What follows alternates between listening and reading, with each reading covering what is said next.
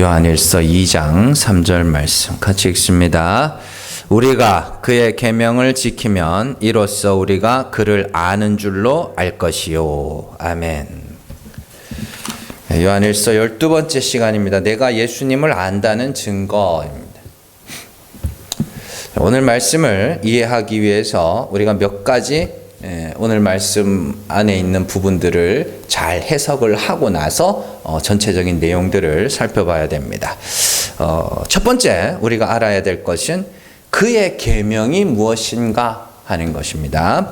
보시면 그의 계명을 지키면 이로써 우리가 그를 아는 줄로 알 것이요 이렇게 돼 있잖아요. 그러니까 그의 계명이 뭔지를 알아야 지킬 거 아닙니까? 그죠? 자, 그러면 그의 계명이라 할 때 그가 누구예요?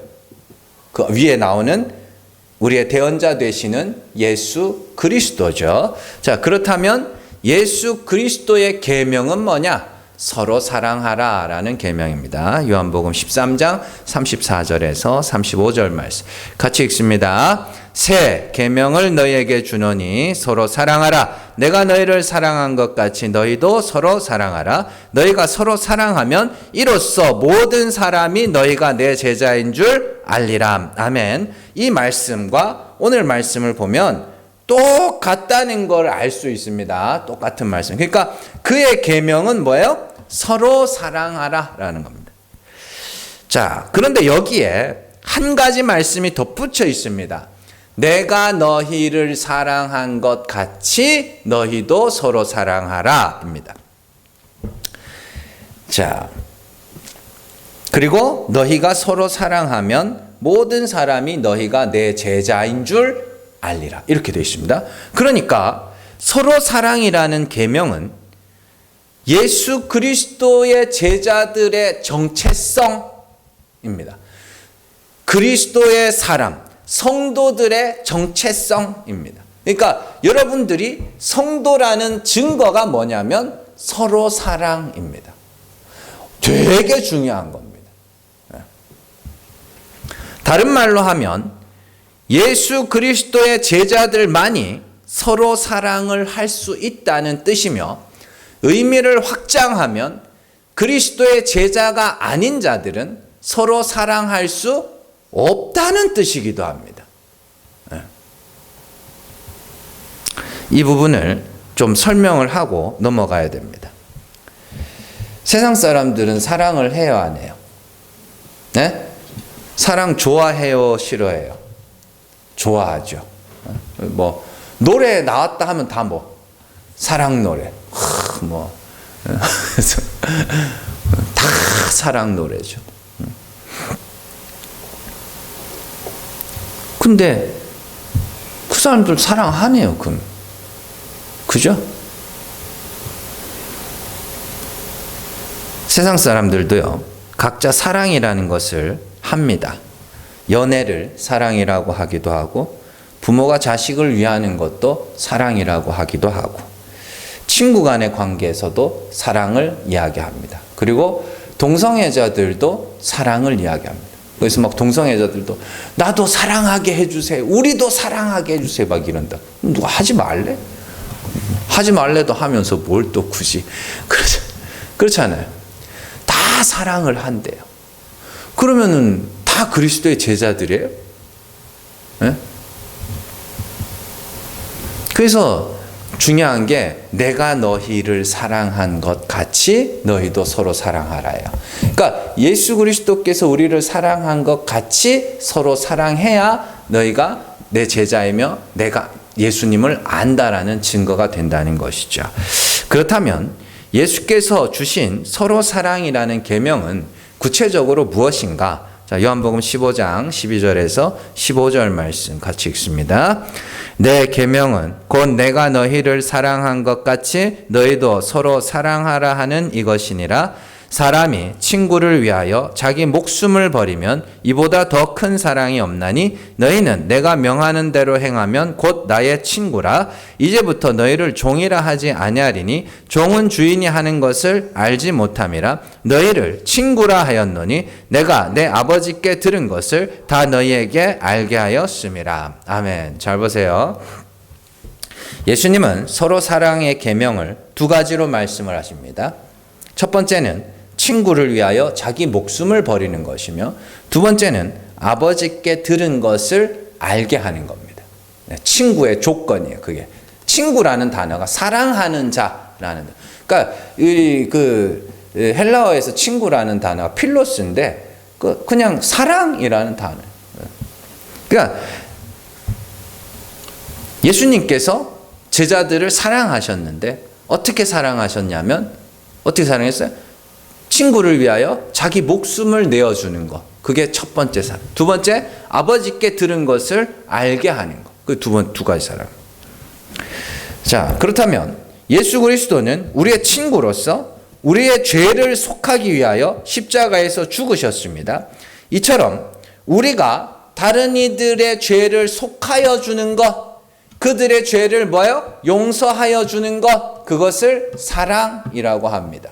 그러니까 성경에서 사랑의 개념은 용서와 가까운 거예요. 그래서 하나님이 우리가 죄인 되었을 때에 하나님이 그 아들을 십자가에 내어주심으로 우리를 향한 자기의 사랑을 확증하셨다. 그죠? 그러니까 하나님이 우리의 죄를 사하여 주시고 그리스도께서 우리의 죄를 속하게 십자가에 오르신 것이 그분들이 우리를 뭐 한 거예요? 사랑한 거예요. 그러니까 그 사랑을, 그렇게 하나님이 우리를 사랑하시고 그리스도께서 우리를 사랑하신 것처럼 너희도 뭐 하는 거? 용서하여 주는 거, 죄를 속하여 주는 거, 죄를 용서하여 주는 것이 서로 사랑이야, 이런 뜻입니다. 그리고 두 번째는 뭐예요? 두 번째, 아버지께 들은 것을 알게 하였다. 그 아버지께 뭘 들었는데요? 아버지 품속에 독생하신 하나님께서 어떻게 해요? 그 하나님이 어떤 분인지를 듣고 우리에게 뭐예요? 말씀하시죠. 나타내셨죠. 그게 사랑입니다. 이 두 가지 사랑. 되게 중요한 겁니다. 자, 그렇게 서로의 죄를 용서하고 참 하나님을 나타내는 것을 서로 사랑이라고 합니다. 그런데 이제 여기서 사람들이 의아하게 생각할 게 있어요. 용서는 안 믿는 사람들도 하지 않느냐. 그죠? 그런데 뒤에 가면 제가 설명을 해드릴 거예요. 성경이 말하는 용서와 세상 사람들이 아는 용서는 다릅니다. 차이가 있어요. 뒤에 가서 배울 거예요. 자, 또한 두 번째로, 첫 번째는 그의 계명이 뭔지를 알았죠. 그래서 그의 계명이 뭐예요? 서로 사랑. 자, 두 번째는 우리가 알아야 될 내용이 그를 안다입니다. 오늘 말씀 다시 보세요. 우리가 그의 계명을 지키면 이로써 우리가 그를 아는 줄로 알 것이, 이렇게 되어 있죠. 그를 안다. 그가 누구라고요? 예수님이죠. 예수님을 안다. 여러분들 예수님 알아요, 몰라요? 알죠. 예수님 알아요? 그러면 세상 사람들은 예수님 알아요, 몰라요? 알아요. 그러면 다 제자네. 네? 그렇잖아요. 그런데 성탄절 교회만 지켜요? 아니죠. 성탄절 이제 또 뭐 한 12월 초쯤 되면 아주 그냥 온 동네방네 틀이 올라가고 막 그럴 거 아닙니까? 그리고 막 평화의 왕 막 이러면서, 안 믿는 사람들 평화의 왕 막 이러고, 막 예수님이 막 동정녀에게서 나 동방박사 막 이러면서 막 다 알아요, 다. 그렇잖아요. 세계 4대 성인, 5대 성인이죠, 5대 성. 5대 성인 막 이러면서 다 알잖아요. 그럼 그들이 다 예수님 제자들이? 아니면 그들이 다 서로 사랑하는 자들? 이건 사담입니다. 크리스마스 이브 때가 되면은 호텔이고 모텔이고 빈자리가 없다고. 그럼 제자 많네. 얼마나 사랑을 해가지고 그냥. 그래서 여러분들 그거 아셔요? 지금 그 10월달 태생들, 10월달 태어나는 아기들이 다 이제 크리스마스 베이비들. 그런 말이 있습니다. 9월, 10월 그때 태어난 애들. 웃겨요. 자, 그런 내용은 아닐 거 아닙니까? 그죠? 그러면 그를 안다는 게 뭐냐? 간단해요. 그리스도를 통하여 참 하나님을 알게 되면 그를 안다라고 이야기를 합니다. 왜냐하면 아버지와 아들은 하나고 그리고 나를 알면 아버지를 안다라고 말씀을 하셨죠. 요한복음 14장 9절에서 10절 말씀 같이 읽습니다. 예수께서 이르시되 빌립아 내가 이렇게 오래 너희와 함께 있으되 내가 나를 알지 못하느냐? 나를 본 자는 아버지를 보았거늘 어찌하여 아버지를 보이라 하느냐? 내가 아버지 안에 거하고 아버지는 내 안에 계신 것을 내가 믿지 아니하느냐? 내가 너희에게 이르는 말은 스스로 하는 것이 아니라 아버지께서 내 안에 계셔서 그의 일을 하시는 것이라. 아멘. 잘 보세요. 9절 예수께서 이르시되 빌립아 내가 이렇게 오래 너희와 함께 있으되 네가 나를 뭐요? 알지 못하느냐? 그러면서 나를 본 자는 아버지를 보았어. 그래서 너희가 나를 통하여 그 아버지를 알게 되면 나를 아는 거야. 그래서 네가 나를 알지 못하느냐? 이래요. 빌립이 그럼 예수님을 알았을까요? 몰랐을까요? 알았죠. 계속 다녔는데 예수님을 안다는 건 단순하게 그분을 안다는 게 아니라 그분을 통하여 그 아버지를 알면 뭐가 돼요? 그 예수님을 알았다라고 하는 겁니다.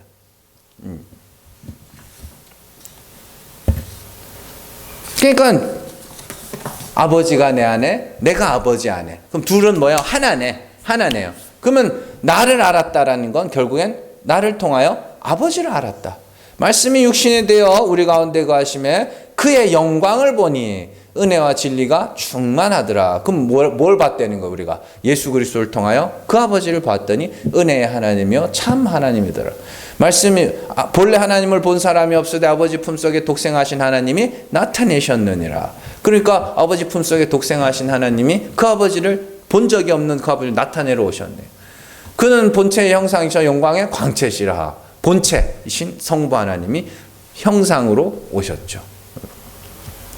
그런 이야기입니다. 그래서 예수께서는 아버지를 나타내기 위해서 오신 분이며 예수를 안다는 것은 예수께서 나타내신 아버지를 안다라는 것과 같은 뜻이죠. 그래서 내가 아버지가 내 안에 내가 아버지 안에라는 말은 아버지와 아들이 하나이며 아들은 아버지를 나타내기 위해서 왔으니 내가 나를 통하여 아버지를 알게 되면 내가 나를 아는 거야. 이런 뜻입니다. 그렇다면 예수께서 나타내신 하나님은 어떤 분이에요? 죽은 자를 살리시는 하나님이죠. 약할 때 강함이 되시는 분이죠. 또 낮은 자를 높이시는 하나님이죠. 자, 그러니까 우리는 뭐가 돼야 돼요? 죽은 자가 돼야 되죠. 약한 자가 돼야 되죠. 낮은 자가 돼야 되죠. 그런데 우리가 그렇게 되고 싶어요? 안 되고 싶어요? 안 되고 싶어요. 그러니까 성령이 우리를 열심히 도우셔서 어떻게 해요? 죽음으로, 약함으로, 없음으로 우리를 어떻게 해요? 이끌고 가시는 거죠. 그게 성령의 인도하심이라고 말씀드렸죠. 자, 그러면 하나님을 아는 지식이 중요한 이유는 하나님이 어떤 분인지를 알아야 그 하나님과 올바로 관계를 맺을 거 아닙니까? 그게 하나님과의 사귐이라고 우리가 요한복음 1장에서 배웠죠. 자, 그래서 우리는 하나님과 올바른 관계를 맺기 위해서 그가 살리셔야 할 죽은 자가 되어야 되며 그가 새로 지으셔야 할 없음이 되어야 하며 그가 높이실 낮은 자가 되어야 하며 그가 강함이 되어 주셔야 할 약한 자가 되어야 됩니다. 1장에서 우리가 우리 죄를 자백하는 것을 하나님과 사귐이 있는 거라고 하는 이유도 마찬가지예요. 하나님이 죽은 자를 살리시는 분이심을 그리스도로 말미암아 알게 된 자들이 하나님 앞에서 자신의 죄를 자백한다는 건 그 앞에서 뭐 하는 거예요? 죽는 겁니다. 그게 하나님과 사귐이 있는 겁니다. 그게 그러면 그리스도의 피로 우리의 죄를 속하시고 그죠? 우리를 의롭다 하신다. 그러니까 우리가 나가야 될 방향은 뭐예요? 죄사함 받아야 하는 죄인의 자리로 나가야 되는 것이죠. 이처럼 그를 안다는 것은 그가 나타내신 참 하나님을 안다는 뜻이에요. 그리고 이를 오늘 말씀에서 뭐라 그러냐면 4절 말씀에서 진리가 그 속에 있는 자 4절 한번 보세요. 그를 아노라 하고 그의 계명을 지키지 아니하는 자는 거짓말하는 자요 진리가 그 속에 있지 아니하니라. 그렇죠? 그런데 앞서 사도 요한은 진리가 그 속에 없는 자를 한 번 더 언급한 적이 있습니다. 보세요. 요한일서 1장 6절 말씀 같이 읽습니다. 만일 우리가 하나님과 사귐이 있다고 어둠에 행하면 거짓말을 하고 진리를 행하지 아니함이거니와. 8절입니다. 만일 우리가 죄가 없다고 말하면 스스로 속이고 또 진리가 우리 속에 있지 아니할 것이요. 아멘. 보세요. 똑같은 말. 진리를 행하, 거짓말을 하고 진리를 행하지 않는 거. 진리가 그 속에 없는 자. 특징이 뭐예요? 그들의 특징. 죄가 없다고 말하는 자. 난 죄가 없어. 난 의로와. 그게 진리가 없는 자. 진리를 행하지 않는 자. 그는 하나님과 사귐이 없는 자. 어둠에 행하는 자. 거짓말하는 자. 스스로 속이는 자. 반대로 자신의 죄를 자백하는 자는 진리가 그 속에 있으며 빛 가운데 행하는 자이며 하나님과 사귐이 있는 자입니다. 그러니까 이렇게 돼요. 예수 그리스도를 아는 자는 그가 나타내신 하나님을 아는 자이고, 그가 나타내신 하나님을 아는 자는 그 하나님과 사귐이 있는 자이며, 하나님과 사귐이 있는 자는 결국엔 뭐예요? 그가 살리셔야 할 죽은 자가 되는 자이며, 우리가 죽는 건 뭘로 죽는 거예요? 내 죄로 말미암아 죽는 겁니다. 이렇게 쭉 연결이 되는 거예요. 다 같은 말이에요. 자, 세 번째로 알아야 될 내용은 거짓말하는 자입니다. 4절 말씀에 나오죠. 그를 아노라고 그의 계명을 지키지 아니하는 자는 거짓말하는 자 나오죠. 거짓말하는 자. 거짓말하는 자는 앞서 우리가 읽은 말씀대로 죄가 없다고 하는 자이며 어둠에 행하는 자. 하나님과 사귐이 있다고 하면서 나는 하나님을 알고 난 하나님과 올바른 관계를 맺었어 라고 하면서 뭐 하는 거예요? 죄가 없다고 하는 자. 그 자들은 다 뭐예요? 가짜야. 그건 거짓말쟁이야.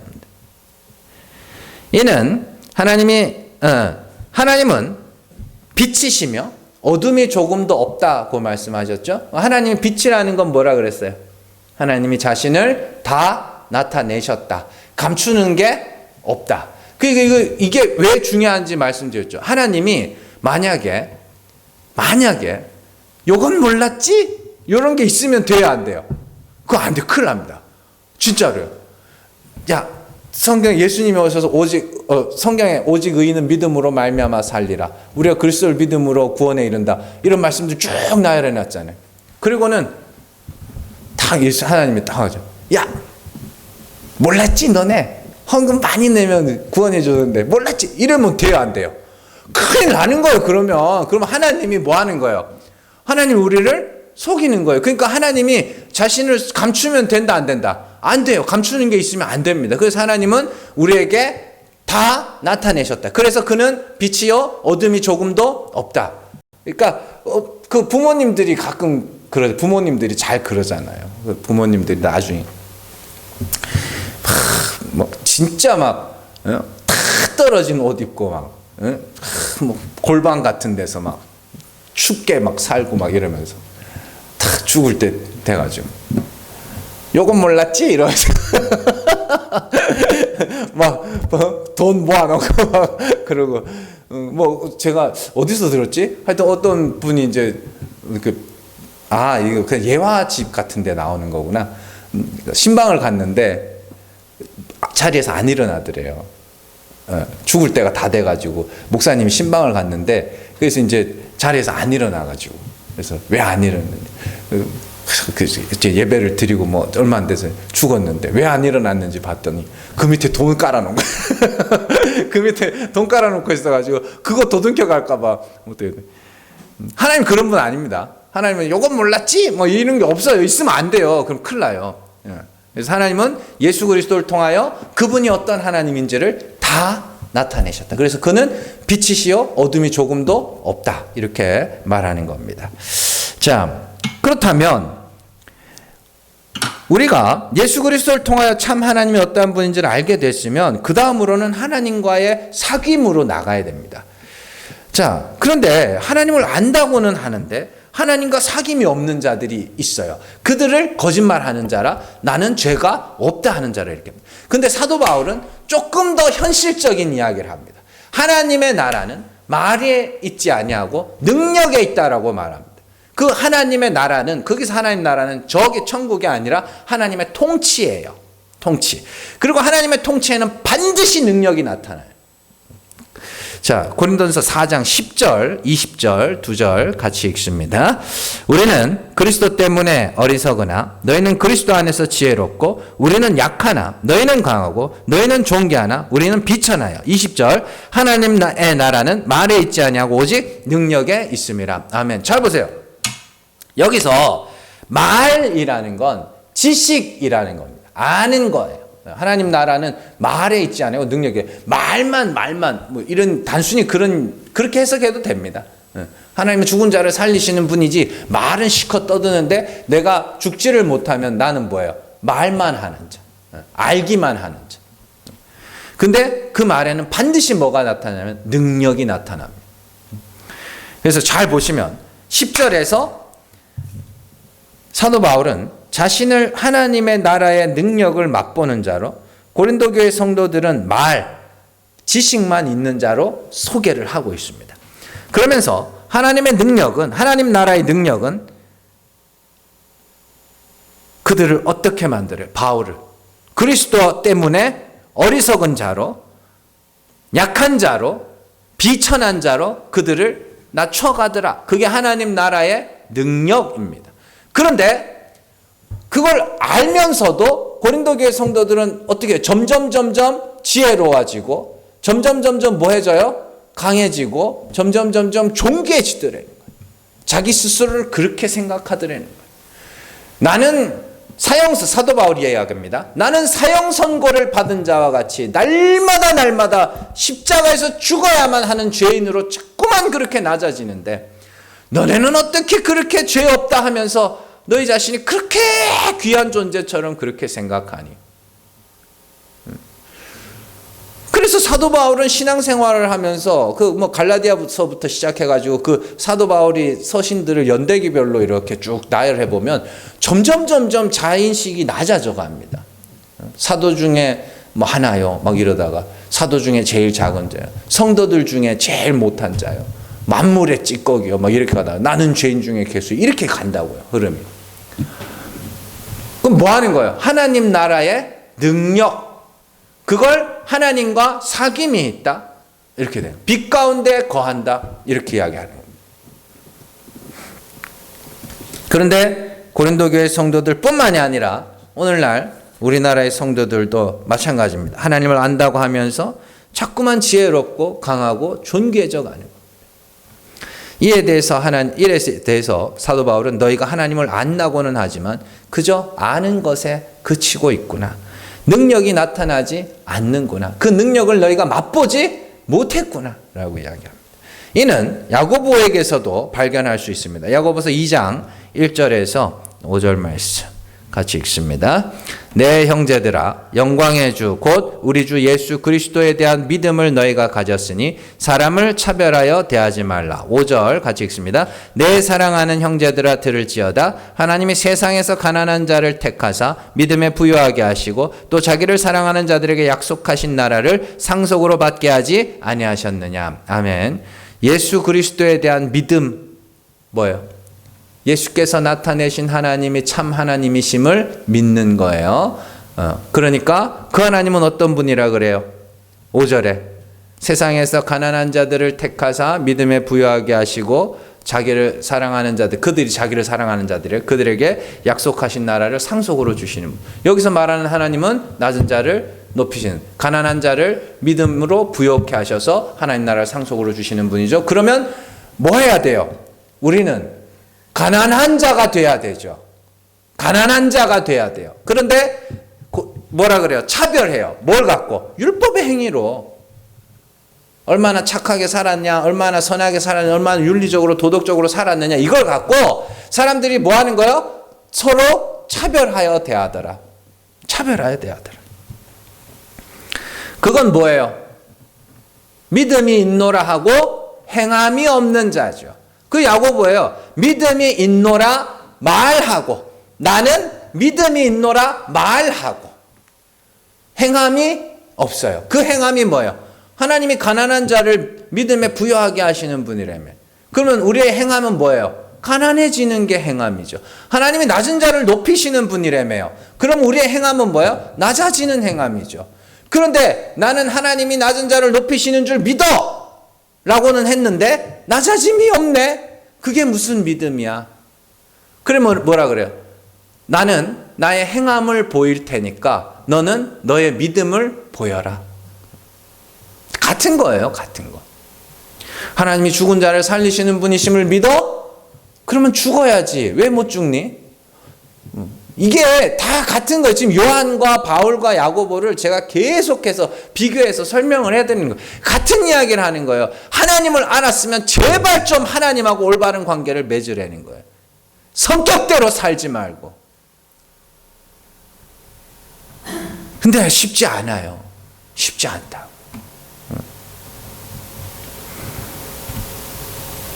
그러니까 하나님 앞에서 낮아진 자들은 하나님 나라의 능력을 경험한 자들이며 하나님을 안다고 하면서도 낮아지지 못하고 사람들의 외모로 차별하는 자들은 하나님의 나라의 능력을 맛보지 못한 자들이죠. 그게 야고보. 오늘 말씀으로 하면 하나님과 사귐이 있는 자와 없는 자로 나뉠 수 있겠고. 그래서 야고보가 성도들에게 뭐하라 그러냐면 야고보서 4장 10절 말씀 같이 읽습니다. 주 앞에서 낮추라. 그래야면 주께서 너희를 높이시리라. 그게 하나님과 사귐이 있는 거야. 그게 빛 가운데 있는 거야. 그게 하나님의 나라의 능력이야. 그게 행함이 있는 믿음이야 라고 이야기를 하는 거예요.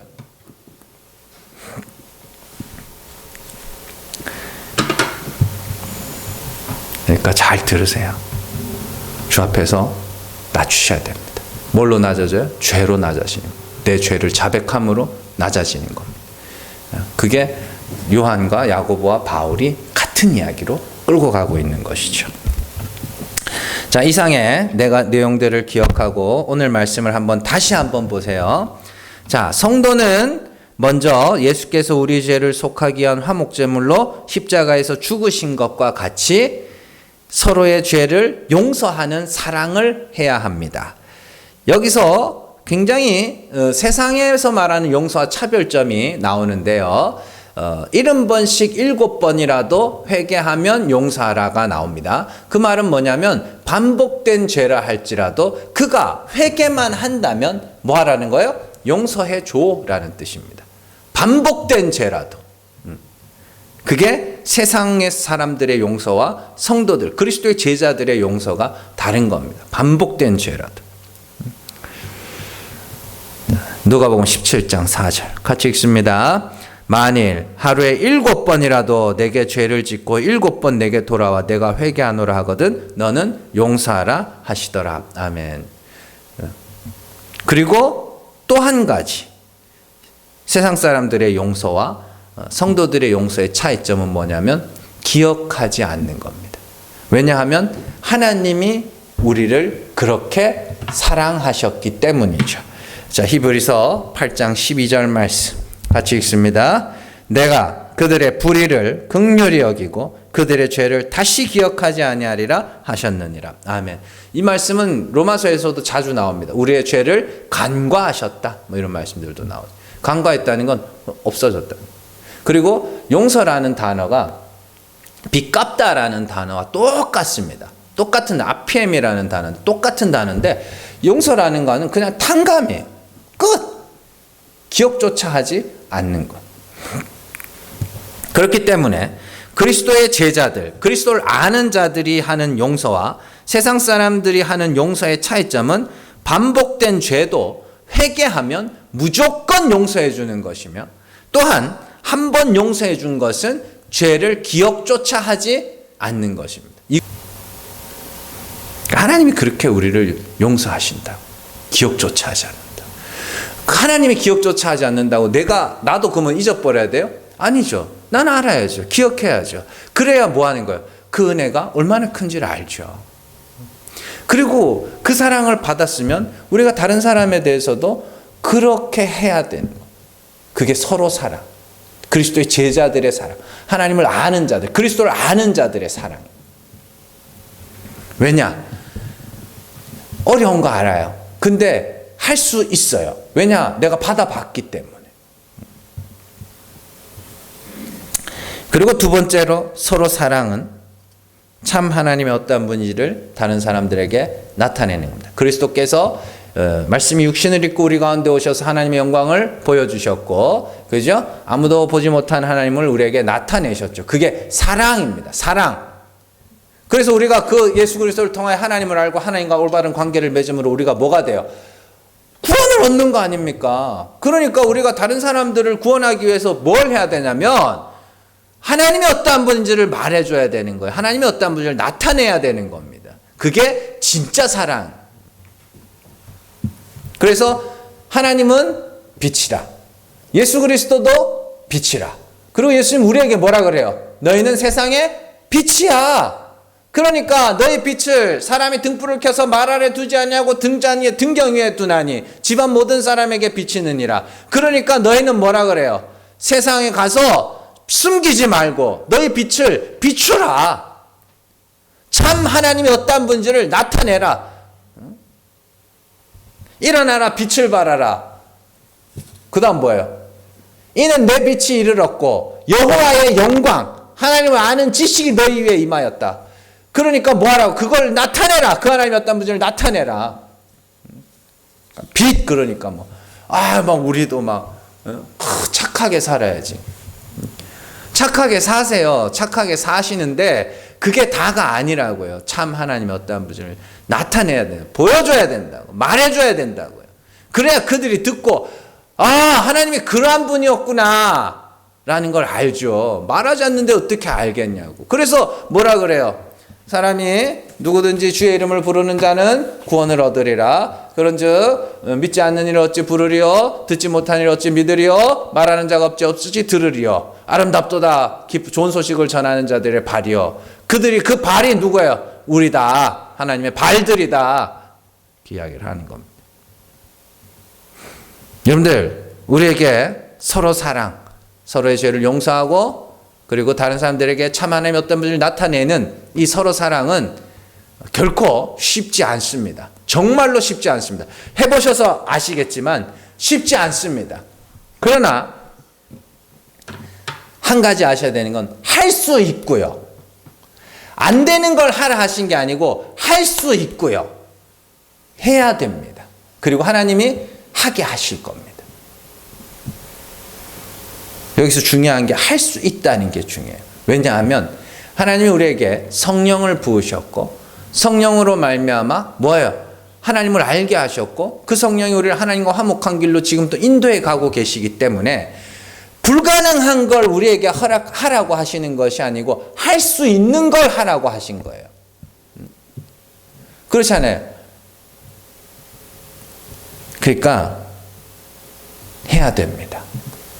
누가 신앙생활을 쉽다 그랬어요? 안 쉬워요. 교회에서 봉사하고 막 목사님 수발 들고 그런 건 안 해도 됩니다. 점점 저한테 일이 몰려오는 느낌이 자꾸 드는데 좀 적당히 몰아주시고 그런 거는 안 해도 됩니다. 근데 진짜 해야 될 건 해야 됩니다. 서로 사랑하시고 서로 용서하시고 서로 그 죄를 기억조차도 하지 마시고 그리고 그 하나님이 어떤 분인지를 말하세요. 나타내세요. 최근에 이제 다이어트가 이슈다. 그래서 책을 좀 하나 어떻게 구입을 해가지고 봤더니 최근에만 이슈가 됐던 게 아니더만요. 다이어트가 이슈가 된 게요. 1950년대부터입니다. 근데 되게 재밌는 거 하나 봤거든요. 1950년대 어떤 다이어트가 유행을 했냐면 기도 다이어트가 유행을 했습니다. 기도. 하나님한테 살 빼달라고 기도하면 하나님이 빼준다고. 그게 유행을 해가지고 실제로 그 어떤 목사님이 쓴 책에 그게 나옵니다. 그 내용이. 기도 다이어트 좀 해보셔.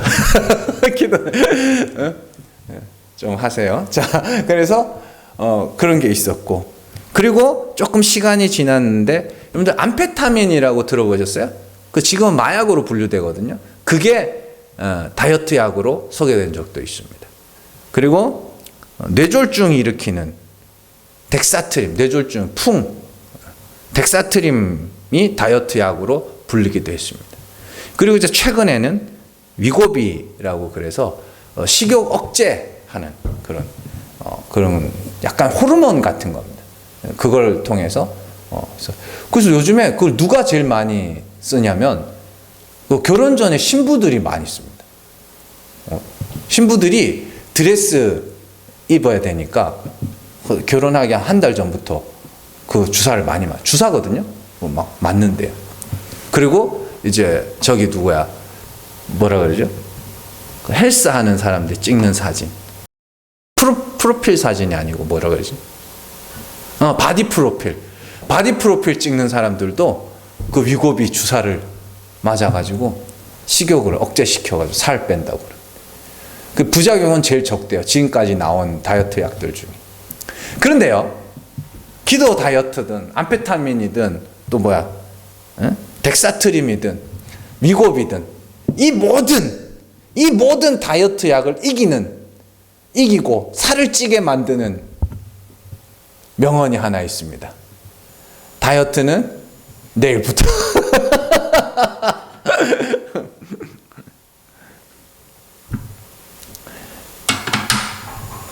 그런데